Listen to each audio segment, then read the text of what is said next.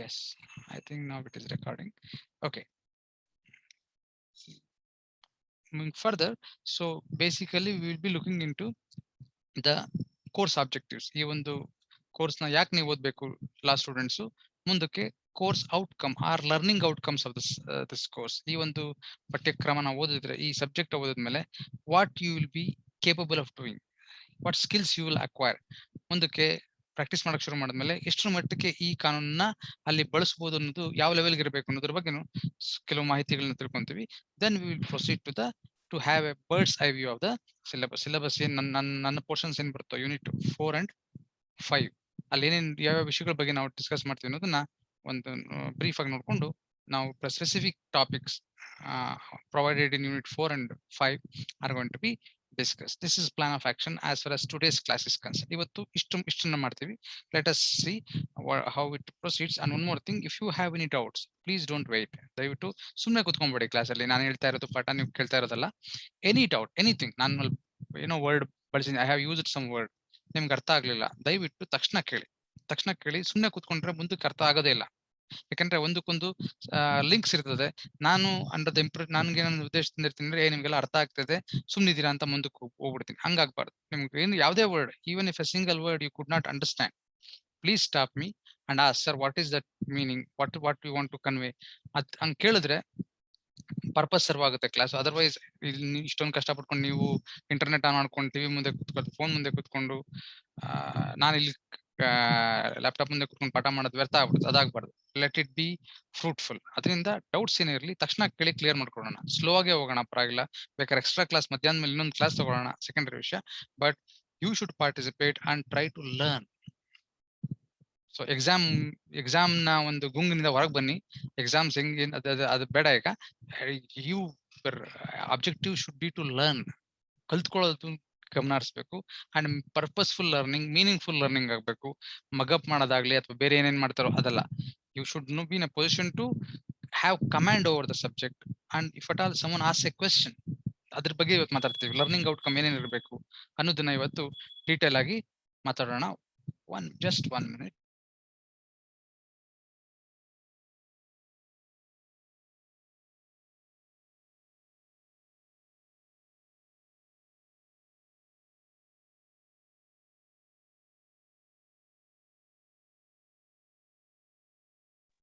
Excuse me for that. Yes, moving further, so those are the things we'll be looking at. ಈ class ಮುಗಿದ್ಮೇಲೆ ನಿಮ್ಗೆಲ್ಲ ಇಷ್ಟು clarity ಇರ್ಬೇಕು. ಏನಂದ್ರೆ ಈ ಸಬ್ಜೆಕ್ಟ್ ನ ಯಾಕೆ ನಮ್ಗೆ ಪ್ರಿಸ್ಕ್ರೈಬ್ ಮಾಡಿದ್ದಾರೆ, ಏನೇನು ಈ ಸಬ್ಜೆಕ್ಟ್ ಅಲ್ಲಿ ಓದ್ತೀವಿ, ಮತ್ತೆ ಈ ಸಬ್ಜೆಕ್ಟ್ ಓದಿದ್ಮೇಲೆ ನಮ್ಗೆ ಏನೇನು ಸಾಮರ್ಥ್ಯಗಳು ಬರಬೇಕು, abilities, what are the abilities which you acquire after completion of this course. ಇಷ್ಟರ ಬಗ್ಗೆ ನಮ್ಗೆ ಸ್ಪಷ್ಟ ಮಾಹಿತಿ ಇದ್ರೆ ನಮ್ಮ ಲರ್ನಿಂಗು ಪರ್ಪಸ್ಫುಲ್ ಆಗುತ್ತೆ. ಇನ್ನು it will be more fruitful, ಫಲ ಹೆಚ್ಚು ಸಿಗುತ್ತೆ. ಅಂಡ್ ಮೀನಿಂಗ್ಫುಲ್, ಅರ್ಥಗರ್ಭಿತವಾಗೂ ಇರುತ್ತೆ. ಒಂದು ಉದ್ದೇಶದಿಂದ we will be starting our discussions with these two things. One is objectives of the course, then course outcome. Then we'll proceed to see the overview of the syllabus. So that's the plan. So let us start. I think the PowerPoint presentation is visible. You just check it out once again. Is it visible? ಕಾಣಿಸ್ತಿದ್ಯಾ ಎಲ್ಲರಿಗೂ screen? sir. Okay. Yes. First one. So that is the introduction of law of contract 2, and that is ಕರಾರು ಕಾನೂನು ಭಾಗ 2ರ ಪರಿಚಯ. ಮತ್ತೆ ಈ ಒಂದು ಪಠ್ಯಕ್ರಮ ಎಂದು course objective and learning outcome, ನಾವು ಕನ್ನಡದಲ್ಲಿ ಪಠ್ಯಕ್ರಮದ ಉದ್ದೇಶಗಳು, why this course has been introduced, and ಕಲಿಕೆಯ ಫಲಗಳು, ಏನ್ what you learn after completion of this course. ಇಷ್ಟು ಮಾಹಿತಿನ ನಾವಿವತ್ತು ಪಡ್ಕೊಳ್ಳೋಣ ಈ ಕ್ಲಾಸ್ ನಲ್ಲಿ. So first one is course objectives. Why this subject is prescribed for you. In your first semester, you have already studied law of contract under the head law of contract part 1. I hope you still remember the legislation which you studied. ಯಾವ legislation ಓದಿದ್ದೀರಿ ಅಂತ ಜ್ಞಾಪಕ ಇದೆಯಾ? Can anyone tell the name of the legislation? Indian Contract Act 1872. 1872, exactly. So in 1872 act ಇದೆಯಲ್ಲ, have you studied the whole of the act or what? ಆ ಒಂದು ಅಧಿನಿಯಮ ಪೂರ್ತಿ ಓದಿದ್ದೀರಾ ನೀವು? ಹೆಂಗೆ? No sir, up to 122 sections. ಹೇಳ್ರಿ ಕರೆಕ್ಟ್. 172 sir. 172 172 ನಾ ನೋಡಿ exact ಆಗಿ ಕರೆಕ್ಟ್ ಆಗಿ ಹೇಳಿ. ಅಟ್ಲೀಸ್ಟ್ ಸೆಕ್ಷನ್ ಜ್ಞಾಪಕ ಇದ್ರು ಏನ್ ಓದಿದ್ರಿ, what you studied in your law of contract in part 1. ದಯವಿಟ್ಟು ಎಲ್ಲ ಪಾರ್ಟಿಸಿಪೇಟ್ ಮಾಡ್ಬೇಕು, ಕೇಳಿಸ್ಕೊಬೇಕು ಏನ್ ಮಾತಾಡ್ತಿದ್ವಿ ಅಂತ, ಸುಮ್ನೆ ಕೂತ್ಕೊಬಾರ್ದು. Okay, what you studied actually in your first semester as far as law of contract is concern. Law of contracts ಏನ್ ಓದಿದೀವಿ ನೀವು ಹೇಳಿದ್ರಿ ಇಂಡಿಯನ್ ಕಾಂಟ್ರಾಕ್ಟ್ ಆಕ್ಟ್ ಆಫ್ 1872 ನ ಓದಿದಿರಿ. ಪೂರ್ತಿ ಓದಿದೀರಾ ಅಂದ್ರೆ ನಿಮ್ ಫ್ರೆಂಡ್ ಹೇಳಿದ್ರು ಇಲ್ಲ ಸರ್ ಪೂರ್ತಿ ಓದಿಲ್ಲ, ಅಪ್ ಟು ಸಮ್ ಸೆಕ್ಷನ್ಸ್, ಕೆಲವು ಸೆಕ್ಷನ್ಸ್ ವರೆಗೂ ಮಾತ್ರ ಓದಿದೀವಿ ಅಂದ್ರೆ ಏನ್ ಓದಿದ್ದೀರಾ ಆಕ್ಚುಲ್ ಆಗಲ್ಲಿ? What you have studied actually in contract 1? Meaning of contract, sir. Okay, then Kinds of contract. Basic principles, sir. okay, actually there is a specific title of the subject is there. ನೀವು ಹೇಳಿದಲ್ಲ correct, actual ಅದೇ ಇದೆ. In fact, you have studied in your contract 1 general principles of contract. ಒಬ್ರು ಹೇಳಿದ್ರು ನಿಮ್ friend general principles ಅಂದ್ರೆ ಸಾಮಾನ್ಯ ನಿಯಮಗಳು, ಸಾಮಾನ್ಯ ತತ್ವಗಳು, ಟು ಬಿ ಮೋರ್ ಅಪ್ರೋಪ್ರಿಯೇಟ್ ಸಾಮಾನ್ಯ ತತ್ವಗಳು ನೋಡಿದ್ವಿ. V have just studied the general principles of law of contract.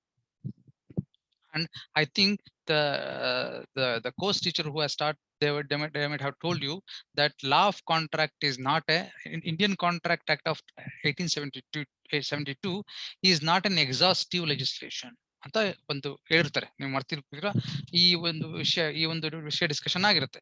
So Indian contract act of 1872 is not an exhaustive legislation. Exhaustive ಅಂದ್ರೇನು, ಎಲ್ಲ ಅದರಲ್ಲೇ ಸೇರ್ಕೊಂಡಿದೆ ಹಂಗಿಲ್ಲ. ಇಂಡಿಯನ್ ಲಾ ಆಫ್ ಕಾಂಟ್ರಾಕ್ಟ್ಸ್ ಅನ್ನೋ ಒಂದು ಡಿಸಿಪ್ಲಿನ್ ಅಲ್ಲಿ ಇಂಡಿಯನ್ ಕಾಂಟ್ರಾಕ್ಟ್ ಆಕ್ಟ್ ಆಫ್ 1872 ಇದು ಒಂದು legislation ಅಷ್ಟೇ. ಈ ಕಾಂಟ್ರಾಕ್ಟ್ ಗಳ ಬಗ್ಗೆ, ಕರಾರುಗಳ ಬಗ್ಗೆ ಹಲವಾರು ಬೇರೆ ಬೇರೆ ಅಧಿನಿಯಮಗಳಿದಾವೆ. ಮತ್ತೆ ಈ ಅಧಿನಿಯಮ ಏನ್ ಹೇಳುತ್ತೆ, ಬೇಸಿಕಲ್ ಆಗಿ whatever you studied in your first semester you have studied just the general principles. ಒಂದು ಕರಾರಿನ ಮೂಲಭೂತ ತತ್ವಗಳು ಅಥವಾ ಸಾಮಾನ್ಯ ತತ್ವಗಳು ಏನ್ ಇರಬೇಕು ಒಂದು ಕಾಂಟ್ರಾಕ್ಟ್ಗೆ, ಅವುಗಳ ಬಗ್ಗೆ ಮಾತ್ರ ನೀವು ಅಧ್ಯಯನ ಮಾಡಿದಿರಿ ಹೊರತು ಇಷ್ಟೇ ಆಧಾರದ ಮೇಲೆ ನಾವು ಮಾಡುವಂತಹ ಒಪ್ಪಂದಗಳು, ಕರಾರುಗಳ ಬಗ್ಗೆ ಎಲ್ಲ ತಿಳ್ಕೊಳಕ್ಕೂ ಆಗಲ್ಲ. ಮತ್ತೆ ಆ ಕಾನೂನು ಏನು ಓದಿದೀರಾ ಅದನ್ನ ಹಂಗೆ ಅಪ್ಲೈ ಮಾಡೋಕ್ಕೂ ಆಗೋದಿಲ್ಲ. So we have just learn the fundamental principles or the general principles of law of contract. ಇದ್ರ ಬಗ್ಗೆ ನಮ್ಗೆ ಸ್ಪಷ್ಟತೆ ಈಗಲೇ ಇರಬೇಕು. We just studied general principles of contract. Then ಈಗೇನ್ ಓದ್ತೀವಿ, what you are suppose to do in this semester, we will be moving further. ಇಷ್ಟು ದಿವಸ ಸಾಮಾನ್ಯ ತತ್ವಗಳನ್ನ ಓದಿದ್ವಿ, ಇವಾಗ ಆ ಸಾಮಾನ್ಯ ತತ್ವಗಳನ್ನ ಜೊತೆಲಿಟ್ಕೊಂಡು ನಿರ್ದಿಷ್ಟವಾದಂತಹ ವಿಶೇಷ ಕರಾರುಗಳನ್ನ ಮಾಡ್ತೇವೆ. ನಾವು ಪ್ರತಿನಿತ್ಯ ಹಲವಾರು ಕರಾರುಗಳನ್ನ ಮಾಡ್ತಾ ಇರ್ತೀವಿ. ಆ ಪ್ರತಿಯೊಂದು ಕರಾರಿಗೂ ಅದರದೇ ಆದಂತಹ ವೈಶಿಷ್ಟ್ಯತೆ ಇರ್ತದೆ, ಅದಕ್ಕೆ ಸಂಬಂಧಪಟ್ಟಂತೆ ವಿಶೇಷವಾದ ನಿಯಮಗಳಿರ್ತದೆ. Whenever we enter into different contracts, each contract is going to have its own special features. Let me give an example to you.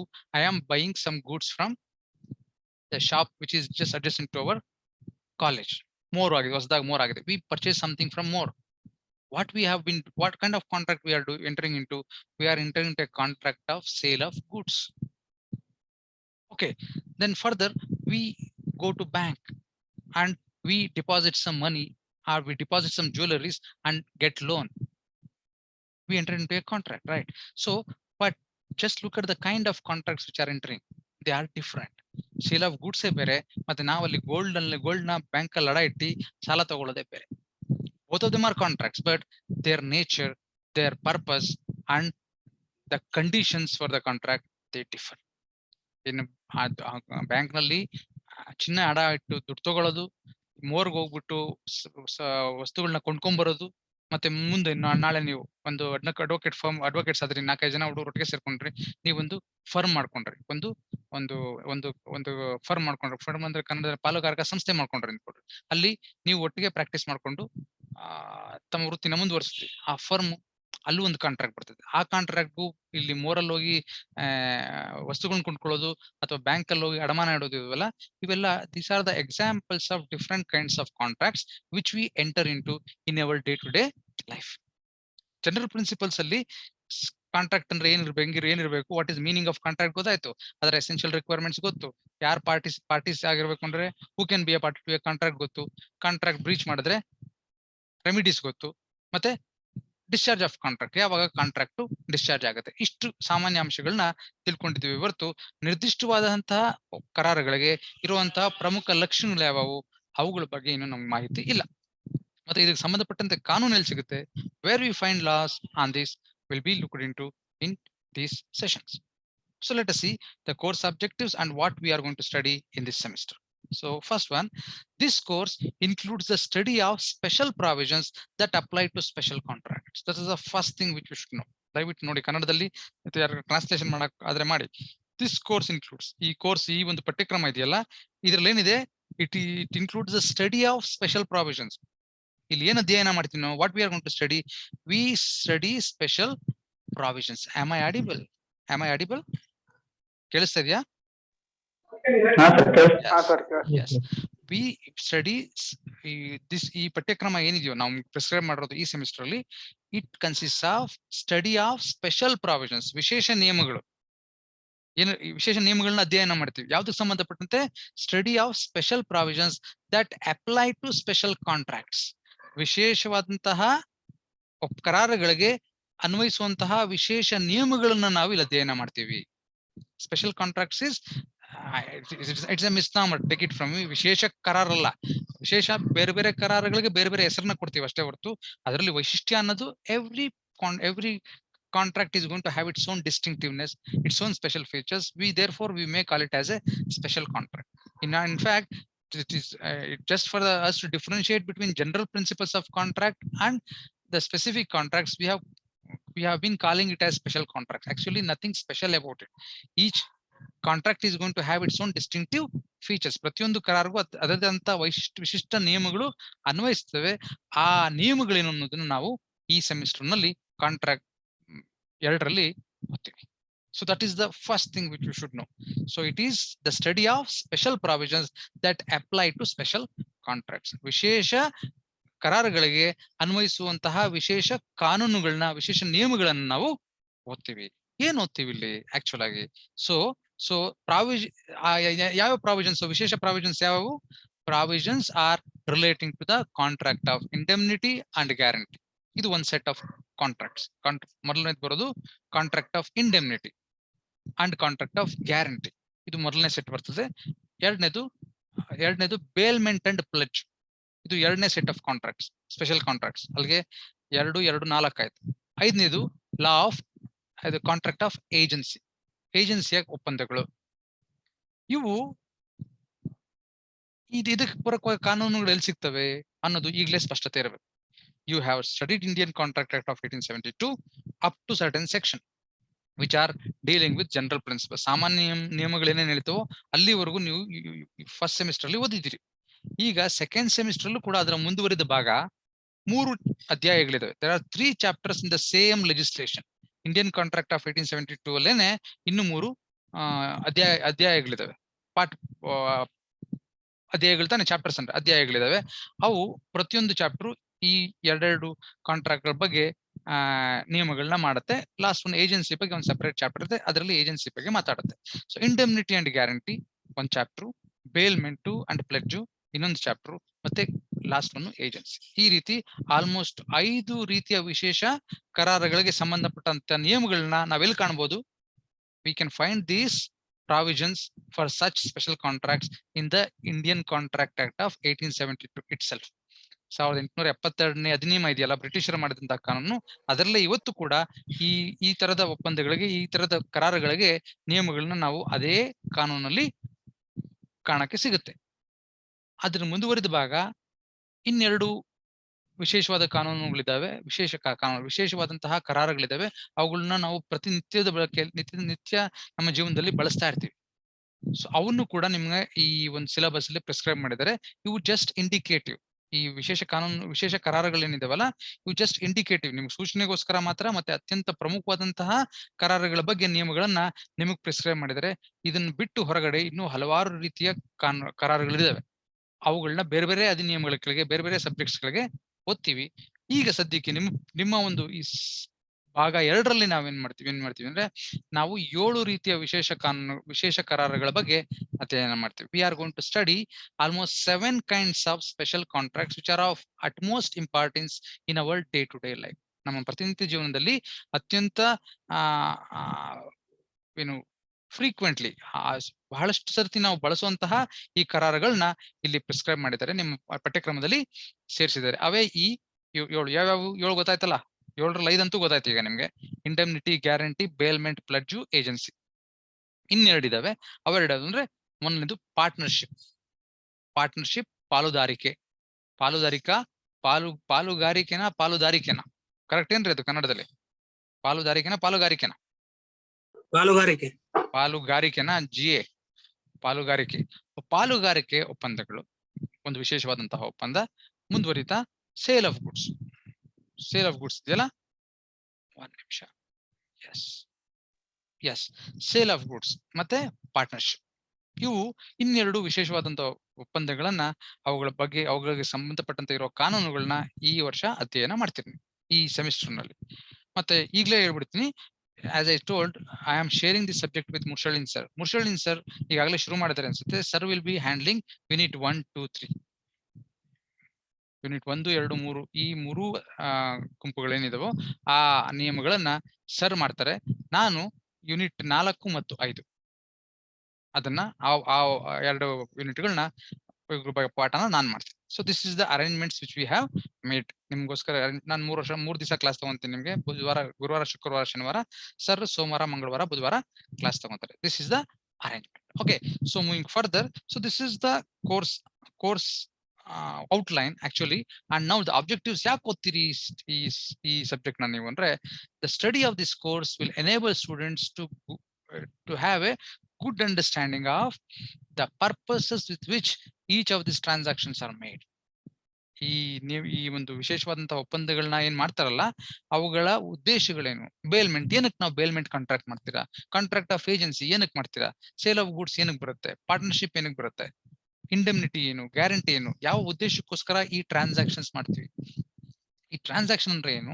That is one important thing which we should know. In fact, law of contract is considered as a transactional law. ಅದರ ಹೆಸರೇನೆ transactional ಲಾ. Transaction ಅಂದ್ರೇನು? ಒಬ್ಬರಿಗಿನ ಹೆಚ್ಚು ವ್ಯಕ್ತಿಗಳ ನಡುವೆ ನಡೆಯುವಂತಹ ವ್ಯವಹಾರಗಳ ಮೂಲಕ ಬರುವಂತಹ ಈ ಚಟುವಟಿಕೆಗಳು ನಾವು ಟ್ರಾನ್ಸಾಕ್ಷನ್ಸ್ ಅಂತ ಕರಿತೀವಿ. whenever we talk about contract is between 2 or more persons. ನೀವು ಆಗ್ಲೇ ಓದಿದೀರಾ ಕಾಂಟ್ರಾಕ್ಟ್ 1 ಅಲ್ಲಿ, no person can enter into a contract with himself. ತಾನು ತನ್ನ ಜೊತೆನೆ ಒಪ್ಪಂದ ಮಾಡ್ಕೊಳ್ಳೋಕೆ ಸಾಧ್ಯನೇ ಇಲ್ಲ. It's always going to be considered as a concept of inter vivos. Between 2 or more persons some transaction happens. So ಅದರಿಂದ, ಆದ್ರೆ ಯಾವ ಉದ್ದೇಶಕ್ಕೋಸ್ಕರ ಈ ಟ್ರಾನ್ಸಾಕ್ಷನ್ಸ್ ಮಾಡ್ಕೊಂತೀವಿ? ಈ ವಿಶೇಷ ಕರಾರುಗಳಿದಾವಲ್ಲ, ಪ್ರತಿಯೊಂದು ಕರಾರಿಗೂ ಅದರದೇ ಆದಂತಹ ಒಂದು ಉದ್ದೇಶ ಇರ್ತದೆ, ಅದರದೇ ಆದಂತಹ ವಿಶೇಷ ಗುಣಲಕ್ಷಣಗಳಿರ್ತವೆ. ಅವುಗಳನ್ನ ನಾವಿಲ್ಲಿ ಓದ್ತೀವಿ. So purposes with which each of this transactions are being made, ಅದರ ಅರ್ಥ ಮಾಡ್ಕೊಂತೀವಿ ನಾವು ಈಗ. we will be understanding them. Then the features of each of these transactions, ಪ್ರತಿಯೊಂದು ಟ್ರಾನ್ಸಾಕ್ಷನ್ ಇದೆಯಲ್ಲ ಅದರ ಒಂದು ಗುಣಲಕ್ಷಣಗಳು, features of these transactions we will be studying. Then further, it is rights and liabilities of the parties to the transactions. ನಾನು bank ಜೊತೆ ಒಂದು agreement ಮಾಡ್ಕೊಂಡೆ for loan, ಅಡಮಾನ ಬರಲ್ಲ ಬರೀ ಇಲ್ಲಿ. That's an important thing which know. Mortgage ಬರೋದಿಲ್ಲ ಇಲ್ಲಿ, ಬರೀ ಪ್ಲೆಡ್ಜ್ ಮಾತ್ರ ಬರ್ತದೆ. ಅದೇ ರೀತಿ ನಾನು ಒಂದು ಇನ್ಶೂರೆನ್ಸ್ ಕಂಪನಿ ಜೊತೆ ಒಂದು ಕಾಂಟ್ರಾಕ್ಟ್ ಮಾಡ್ಕೊಂಡೆ. I bought an insurance. What is my position with that insurance company? Insurance ಕಂಪನಿಗೂ ನನ್ನ ನಡುವೆ ಇರೋ ಸಂಬಂಧ ಏನು? ಸೊ ನನ್ನ ಹಕ್ಕೇನು, ನನ್ನ ಲಯಬಿಲಿಟೀಸ್ ಏನು? ಇನ್ಶೂರೆನ್ಸ್ ಕಂಪನಿ ಹಕ್ಕೇನು, ಇನ್ಶೂರೆನ್ಸ್ ಕಂಪನಿಯ ಲಯಬಿಲಿಟಿ ಏನು? ಅಫ್ಕೋರ್ಸ್ ಇನ್ಶೂರೆನ್ಸ್ ನ ಇವಾಗ ಅಷ್ಟೋದಿಲ್ಲ, ಮುಂದಕ್ಕೆ ಒಂದು ಅದೇ ಸಪರೇಟ್ ಆಪ್ಷನಲ್ ಸಬ್ಜೆಕ್ಟ್ ಇದೆ, ಅಲ್ಲಿ ನೀವು ಇನ್ ಡೀಟೇಲ್ ಆಗಿ ಓದ್ತೀರಾ if you choose insurance. But insurance is also a kind of contract which we will be discussing here. Indemnity contract ಅಲ್ಲಿ ಕಾಂಟ್ರಾಕ್ಟ್ ಆಫ್ ಇನ್ಶೂರೆನ್ಸ್ ಬರ್ತದೆ. ಏನಂಗಂದ್ರೆ, ಯಾವ ಒಂದು ವ್ಯಕ್ತಿ ಒಂದು ಕಾಂಟ್ರಾಕ್ಟ್ ಮಾಡ್ಕೊಂಡ ಅಂದ್ರೆ, ಇದು ಯಾವುದೇ ಆಗಿರ್ಲಿ, ಸೇಲ್ ಆಫ್ ಗುಡ್ಸ್ ಆಗ್ಲಿ, ಪಾರ್ಟ್ನರ್ಶಿಪ್ ಆಗ್ಲಿ, ಬೇಲ್ಮೆಂಟ್ ಆಗ್ಲಿ, ಪ್ಲೆಡ್ಜ್ ಆಗ್ಲಿ, ಏಜೆನ್ಸಿ ಆಗ್ಲಿ, ಆ ಪಕ್ಷಗಾರರು ಏನಿರ್ತಾರಲ್ಲ, ಆ ಪಾರ್ಟಿ, ಆ ಒಂದು ಕರಾರಿನ ಪಕ್ಷಗಾರರು ಇರ್ತಾರಲ್ಲ, ಅವರ ಹಕ್ಕು ಮತ್ತು ಬಾಧ್ಯತೆಗಳೇನು, ಅದ್ರ ಬಗ್ಗೆ ಕೂಡ ನಾವು ಇಲ್ಲಿ ವಿವರವಾಗಿ ಈ ಒಂದು ಕೋರ್ಸ್ ನಲ್ಲಿ ತಿಳ್ಕೊಂತೀವಿ. ಮುಂದುವರಿತಾ, the course also emphasise the study of remedies provided in this law. ನಾವು ಆಲ್ಮೋಸ್ಟ್ ಈಗ ಹೇಳಿದ್ನಲ್ಲ, ಈ ಇಂಡಿಯನ್ ಕಾಂಟ್ರಾಕ್ಟ್ ಆಕ್ಟ್ ಅಲ್ಲಿ 3 ಅಧ್ಯಾಯಗಳನ್ನ ಓದ್ತೀವಿ. ಸೇಲ್ ಆಫ್ ಗೂಡ್ಸ್ ಆಕ್ಟ್ ಅನ್ನೋ ಒಂದು ಅಧಿನಿಯಮ, ವಿಶೇಷವಾದ ಅಧಿನಿಯಮ ಇದೆ, ಅಲ್ಲಿ ಓದ್ತೀವಿ. ಮತ್ತೆ ಈ ಕಾಂಟ್ರಾಕ್ಟ್ಸ್ ನ ಮತ್ತೆ ಪಾರ್ಟ್ನರ್ಶಿಪ್ ಆಕ್ಟ್ ಓದ್ತೀವಿ. ಈ ಎಲ್ಲಾ ಅಧಿನಿಯಮಗಳು, ಈ ಎಲ್ಲಾ ಕಾನೂನುಗಳಲ್ಲಿ ತೊಂದರೆ ಆದ್ರೆ, ಹಕ್ಕುಗಳ ಉಲ್ಲಂಘನೆ ಆದ್ರೆ, ಹಕ್ಕುಗಳ ಬಗ್ಗೆ ತಿಳಿಸ್ತವೆ. ಹಕ್ಕುಗಳ ಉಲ್ಲಂಘನೆ ಆದ್ರೆ ಪರಿಹಾರಗಳೇನಿದಾವೆ, what are the remedies available to the affected party or the injured party. ಅವ್ರಿಗೆ ಇರುವಂತಹ ಪರಿಹಾರಗಳೇನು ಅನ್ನೋದನ್ನು ಕೂಡ ವಿವರವಾಗಿ ಈ ಕಾನೂನುಗಳು ತಿಳಿಸ್ತವೆ. ಅವುಗಳನ್ನು ನಾವು ಅರ್ಥ ಮಾಡ್ಕೊಬೇಕು. So this are considered as the course objectives. ಈ ಕೋರ್ಸ್ ನ ಈ ಒಂದು ಕಾರಣಕ್ಕೋಸ್ಕರ ನಮಗೆ ಇಂಟ್ರೊಡ್ಯೂಸ್ ಮಾಡಿದ್ದಾರೆ. ಕೋರ್ಸ್ ಔಟ್ಕಮ್ಸ್, ಎಸ್ ಇವೆಲ್ಲ ಓದಿದ್ವಿ ಅನ್ಕೊಳ್ಳಿ, ಓದ್ಬಿಟ್ರಿ ಈ ಸೆಮಿಸ್ಟರ್ ಮುಗಿಸಿದ್ವಿ ಅಂದ್ಮೇಲೆ what are gonna be your abilities, ನಿಮ್ಮ ಸಾಮರ್ಥ್ಯಗಳೇನಿರ್ತವೆ ಈ ಸಬ್ಜೆಕ್ಟ್ ಸಂಬಂಧಪಟ್ಟಂತೆ. ಯಾಕಂದ್ರೆ ಈ ಕಾನೂನು ಸುಮ್ಮನೆ ಓದೋದಿಲ್ಲ. ಕಾನೂನು ಏನಕ್ಕೆ ಓದ್ತೀವಿ ಅಂದ್ರೆ ಈ ಕಾನೂನುಗಳಿಗೆ ಸಂಬಂಧಪಟ್ಟಂತೆ ಮುಂದೆ ಸಮಸ್ಯೆಗಳು ಎದುರಾಗ್ತವೆ ಜನರಲ್ಲಿ. ನಾನೊಂದೇನೋ ಕಾಂಟ್ರಾಕ್ಟ್ ಮಾಡ್ಕೊಂಡೆ, ಅದರಿಂದ ಪ್ರಾಬ್ಲಮ್ ಏನು ಪ್ರಾಬ್ಲಮ್ ಅಂದ್ರೆ ಏನ್ರಿ ಪ್ರಾಬ್ಲಮ್ ಅಂದ್ರೆ ಸಮಸ್ಯೆಗಳು ಉದ್ಭವ ಆದಾಗ 1 ಮಿನಿಟ್